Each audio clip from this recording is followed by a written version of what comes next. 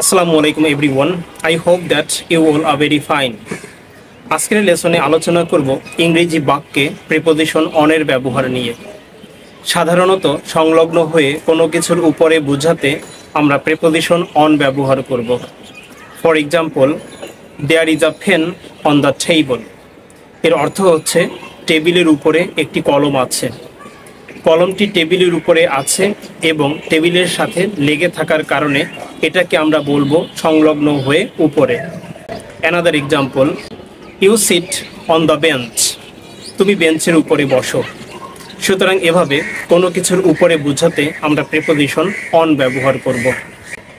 কোনো উপলক্ষ বোঝালে আমরা প্রিপোজিশন অন ব্যবহার করব।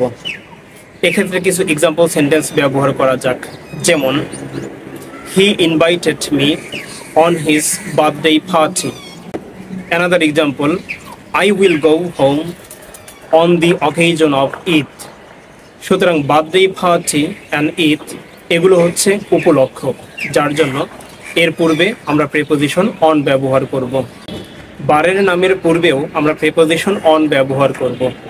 For example, I meet my friends on Friday. শুক্রবার আমি আমার বন্ধুদের সাথে দেখা করি। সুতরাং সপ্তাহেতে আমাদের 7টি দিন রয়েছে। সুতরাং সপ্তাহের এই 7 বারের নামের পূর্বে আমরা প্রিপোজিশন অন ব্যবহার করব। তারিখের পূর্বেও আমরা প্রিপোজিশন অন ব্যবহার করব। For example, we celebrate our victory day on 16th December. 16ই ডিসেম্বর আমরা আমাদের বিজয় দিবস উদযাপন করি। সুতরাং এভাবে সকল তারিখের পূর্বে আমরা প্রিপোজিশন অন ব্যবহার করব। পায়ে হাঁটা বোঝাতে আমরা প্রিপোজিশন অন ব্যবহার করব। যেমন, I usually go to office on foot. এর অর্থ হচ্ছে আমি সচরাচর কিংবা আমি সাধারণত পায়ে হেঁটে অফিসে যাই। সুতরাং ফুট এটা দ্বারা পায়ে হাঁটা বোঝায়, যার জন্য ফুটের পূর্বে আমরা প্রিপোজিশন অন ব্যবহার করব। সাইকেলে চড়া বোঝাতেও আমরা কিন্তু প্রিপোজিশন অন ব্যবহার করব। For example, the students go to school on bicycle. শিক্ষার্থীরা সাইকেলে চড়ে স্কুলে যায়। সুতরাং এভাবে সাইকেলের পূর্বেও আমরা প্রিপোজিশন অন ব্যবহার করব। স্বাভাবিকভাবে কোনো কিছুর উপরে বোঝাতে আমরা প্রিপোজিশন অন ব্যবহার করব।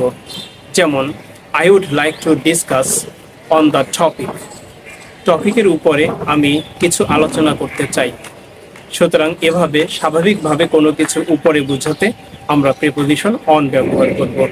Dear learners, I hope that তোমরা খুব ভালোভাবেই বুঝতে পেরেছো আমরা কোন কোন বিষয়ের ক্ষেত্রে প্রিপোজিশন অন ব্যবহার করব।